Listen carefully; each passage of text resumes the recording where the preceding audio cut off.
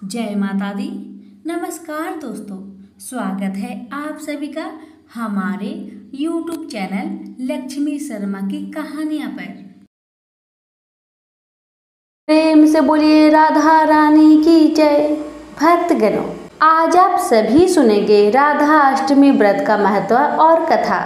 भाद्र मास के शुक्ला पक्ष की अष्टमी को राधा अष्टमी यानी राधा रानी की प्रकट्य दिवस के रूप में मनाया जाता है। द्वापर युग में इस पावन तिथि पर देवी राधा का जन्म हुआ था।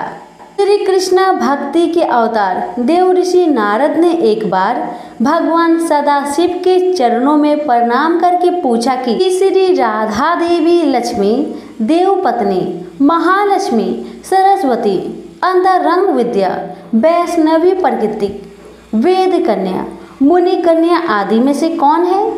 इस प्रश्न के उत्तर में भगवान शिव ने कहा कि किसी एक की बात क्या कहे, कोटि कोटि महालक्ष्मी भी उनके चरण कमलों की शोभा के सामने नहीं ठहर सकती। इसलिए श्री राधा जी के रूप, गुण और सुंदरता का वर्णन किसी एक मुख से करने में तीनों लोकों में भी कोई सामर्थ्य नहीं रखता। उनकी रूप माधुरी जगत को मोहने वाले श्री कृष्ण को भी मोहित करने वाली है। इसी कारण अनंत मुख से भी मैं उनका वर्णन नहीं कर सकता। भाद्रपद मास के शुक्ल पक्ष की अष्टमी के दिन श्री राधा जी के चरणों के दर्शन होते हैं। उनके चरण कमलों की सुंदरता का वर्णन कर पाना भी किसी के लिए संभव नहीं है। श्री राधा कृष्णा जिनके इष्ट देव हैं, उन्हें राधा अष्टमी का व्रत अवश्य करना चाहिए, क्योंकि यह व्रत श्रेष्ठ है। श्री राधा जी सर्व तीर्थमयी एवं ऐश्वर्यमयी है। इनके भक्तों के घर में सदा ही लक्ष्मी जी का वास रहता है। जो भक्त यह व्रत करते हैं, उन साधकों की जहाँ सभी मनोकामनाएं पूरी होती है, मनुष्य को सभी सुखों की प्राप्ति होती है। इस दिन राधा जी से मांगी गई हर मुराद पूरी होती है। जो मनुष्य श्री राधा जी के नाम मंत्र का स्मरण एवं जाप करता है, वह धर्मार्थी बनता है। अर्थादि को धन की प्राप्ति होती है। मोक्षार्थी को मोक्ष मिलता है। राधा जी का पूजा बिना श्री कृष्ण की पूजा अधूरी रहती है। श्री राधा अष्टमी व्रत की विधि अन्य व्रतों की भांति इस दिन भी प्रातः सूर्य उदय से पूर्व उठकर स्नान आदि क्रियाओं से निवृत्त होकर सूर्य देव को जल अर्पित करें। उसके बाद श्री राधा जी का विधिवत पूजन करें। मंदिर में 5 रंगों से मंडप सजाए। मंडप के नीचे मंडल बनाकर उसके मध्य भाग में मिट्टी या तांबे का कलश स्थापित करें। अब इस पात्र में वस्त्रों से सुसज्जित राधा जी की मूर्ति स्थापित करें। इसके बाद राधा जी की 16 उपचार से पूजा करें। राधा जी की पूजा मध्या के वक्त की जाती है। पूजन के बाद उपवास करें और एक समय भोजन करें। अगले दिन श्रद्धानुसार सुहागिन स्त्रियों और ब्राह्मणों को भोजन कराएं और दक्षिणा दें। उसके बाद स्वयं भी प्रसाद के रूप में भोजन करें। इस दिन श्री राधा कृष्ण मंदिर में भी ध्वजा, पुष्पमाला, वस्त्र, पताका, तोरणा आदि व विभिन्न प्रकार के मिष्ठानों एवं फलों से श्री राधा जी की स्तुति करनी चाहिए। प्रेम से बोलिए राधा रानी की जय। आप सुनिए कथा। राधा श्री कृष्ण के साथ गोलोक में निवास करती थी। एक बार देवी राधा गोलोक में नहीं थी। उस समय श्री कृष्ण अपनी एक सखी विराजा के साथ गोलोक में विहार कर रहे थे। राधा जी यह सुनकर क्रोधित हो गई और तुरंत श्री कृष्ण के पास पहुंची और उन्हें भला बुरा कहने लगी। यह देखकर कान्हा के मित्र श्री दामा को बुरा लगा और उन्होंने राधा को पृथ्वी पर जन्म लेने का श्राप दे दिया। राधा को इस तरह क्रोधित देखकर विराजा वहां से नदी रूप में चली गई। इस श्राप के बाद राधा ने श्री दामा को राक्षस कुल में जन्म लेने का श्राप दिया। देवी राधा के श्राप के कारण ही श्री दामा ने शंखचूड़ राक्षस के रूप में जन्म लिया। वही राक्षस जो भगवान विष्णु का अनन्य भक्त बना और देवी राधा ने वृषभानु जी की पुत्री के रूप में पृथ्वी पर जन्म लिया। लेकिन राधा वृषभानु जी की पत्नी देवी कीर्ति के गर्भ से नहीं जन्मी। जब श्री दामा और राधा ने एक दूसरे को श्राप दिया, तब श्री कृष्ण ने राधा से कहा कि आपको पृथ्वी पर देवी कीर्ति और वृषभानु जी की पुत्री के रूप में रहना है। वहाँ आपका विवाह रायन नामक एक वेश्या से होगा और पृथ्वी पर भी आप मेरी प्रिया बनकर रहेंगी। उस रूप में हमें बिच्छू का दर्द सहना होगा।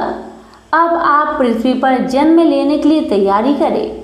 सांसारिक दृष्टि में देवी कीर्ति गर्भवती हुई और उन्हें प्रसव भी हुआ। लेकिन देवी कीर्ति के गर्भ में योगा माया की प्रेरणा से वायु का प्रवेश हुआ और उन्होंने वायु को ही जन्म दिया। जब वह प्रसव पीड़ा से गुजर रही थी, उसी समय वह देवी राधा कन्या के रूप में प्रकट हो गई। भाद्रपद माह के शुक्ल पक्ष की अष्टमी के दिन राधा मैया का धरती पर जन्म हुआ था। तभी से हर साल इस दिन को राधा अष्टमी के रूप में मनाया जाता है। द्वापर युग में घटित कृष्ण और राधा की कहानियां कौन कौन नहीं जानता। उस वक्त देवताओं में यह चर्चा थी कि राधा ही भगवान कृष्ण की सबसे बड़ी भक्त है। पर इस बात से एक व्यक्ति सहमत नहीं थे और वे थे नारद मुनि। वह अपने आप को ही भगवान कृष्ण का सबसे बड़ा भक्त मानते थे। पर देवताओं में राधा रानी के विषय में चर्चा सुनकर उन्हें जलन महसूस होने लगी थी। नारद मुनि का स्वभाव से भगवान कृष्ण भी अच्छी तरह अवगत थे। एक दिन नारद मुनि कृष्ण भगवान से मिलने द्वारिकापुरी गए थे। उन्हें आता देख भगवान श्री कृष्ण अपना सिर पकड़कर बैठ गए। मुनिवर ने उन्हें देखते ही पूछा, क्या हुआ प्रभु, आप यूं सिर पकड़कर क्यों बैठे हैं? उस पर द्वारिकाधीश ने उत्तर दिया, मुनिवर, आज हमें सिर में बहुत पीड़ा हो रही है। नारद बोले, तो प्रभु इस पीड़ा को मिटाने का क्या कोई उपाय है? कृष्ण ने कहा, हाँ उपाय तो है। अगर मेरा सबसे बड़ा भक्त अपने चरण धोकर उसका चरणामृत मुझे पिलाएगा तो मेरा सिर दर्द पल भर में ठीक हो जाएगा। कृष्ण के मुख से यह उपाय सुनकर कुछ पल के लिए मुनिवर सोच में पड़ गए कि हूँ तो मैं ही सबसे बड़ा कृष्ण भक्त, लेकिन अगर मैं अपने पैर धोकर उसका चरणामृत प्रभु को पिलाऊंगा तो मुझे नरक जाने जितना महापाप लगेगा। परंतु राधा को भी तो सब कृष्ण का बड़ा भक्त मानते हैं। इतना सोचने के बाद भगवान कृष्ण से आज्ञा लेकर नारद तुरंत राधा रानी के महल में जा पहुंचे और उन्हें प्रभु के सिर में हो रही पीड़ा एवं उसका उपाय के बारे में वृत्तांत सुनाया। वह सुनकर राधा रानी ने एक क्षण का भी विलंब न करते हुए अपने चरण धोकर उसका अमृत एक कटोरी में नारद मुनि के हाथ में लाकर दिया और कहा, मुनिवर, मैं नहीं जानती कि मैं भगवान कृष्ण की कितनी बड़ी भक्त हूँ, पर मैं अपने ईश्वर आराध्य को पीड़ा में नहीं देख सकती। राधा के मुख से वह सच्चे भक्ति भाव के शब्द सुनकर नारद मुनि की आंखें खुल गई और वह समझ गए कि राधा रानी ही कृष्ण की सबसे बड़ी भक्त है और प्रभु श्री कृष्ण ने यह लीला मुझे समझाने के लिए रची थी। तो प्रेम से बोलिए श्री कृष्ण भगवान की जय, राधा रानी की जय। अब आप सुनेंगे कर्मा बाई की खिचड़ी की कहानी। यह कहानी भगवान कृष्ण की प्रिय भक्त कर्मा बाई की है। कर्मा बाई बचपन से ही अपने पिता जीवन राम को कृष्ण भगवान की पूजा करते हुए देखती थी। वह कभी भी कृष्ण भगवान को भोग लगाए बिना भोजन ग्रहण नहीं करते थे। जब कर्मा बाई 13 साल की थी, तब एक दिन जीवन राम को तीर्थ पुष्कर स्नान के लिए जाने की इच्छा हुई। साथ में उनकी पत्नी ने भी पुष्कर स्नान की इच्छा प्रकट की। जीवन राम अपनी बेटी को भी ले जाना चाहते थे। लेकिन दुविधा यह थी कि अगर वह सब घर से बाहर चले गए तो श्री कृष्ण भगवान को भोग कौन लगाएगा।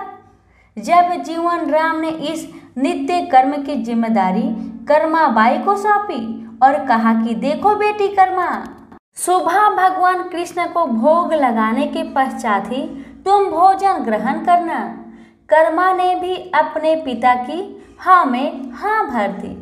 अगले दिन सुबह कर्माबाई ने उठकर सबसे पहले गुड़ और घी डाल के बाजरे का खिचड़ा बनाया और भगवान कृष्ण की मूर्ति के सामने रख दिया और बोली, भगवान मैंने आपका भोग रख दिया है, आपको जब भूख लगे तब खा लेना, तब तक मैं घर के काम पूरे कर लेती हूँ। इतना कहकर कर्मा अपने घर के कामों में जुट गई।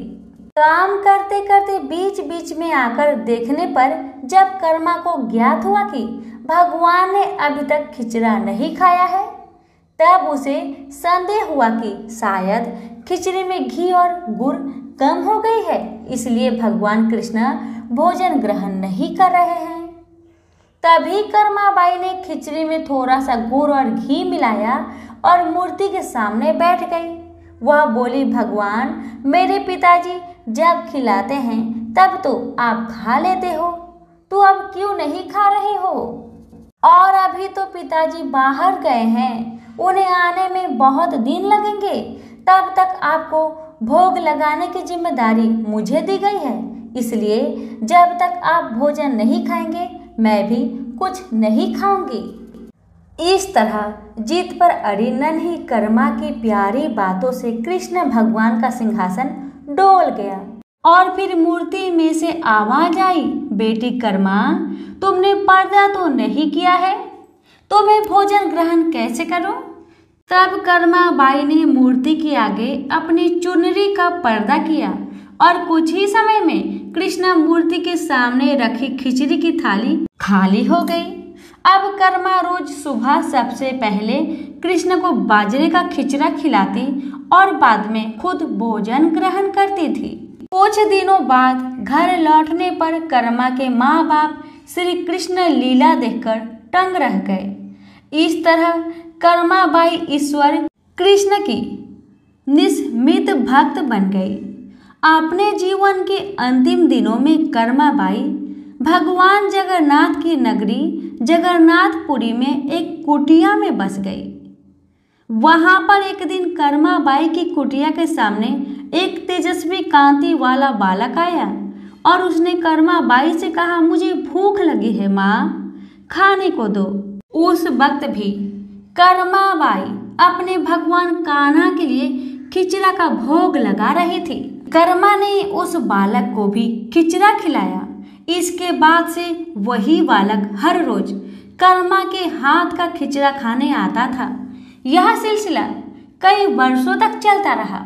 वह बालक कोई और नहीं, स्वयं जगन्नाथ भगवान थे, क्योंकि जिस दिन कर्माबाई का देहांत हो गया उस दिन जगन्नाथ भगवान की मूर्ति की आंखों से आंसू बह रहे थे और उसी रात मंदिर के पुजारी के सपने में जगन्नाथ भगवान आए और अपने दुखी होने का कारण बताया कि उस परम प्रिय भक्त कर्माबाई गोलोक सिधर गई है।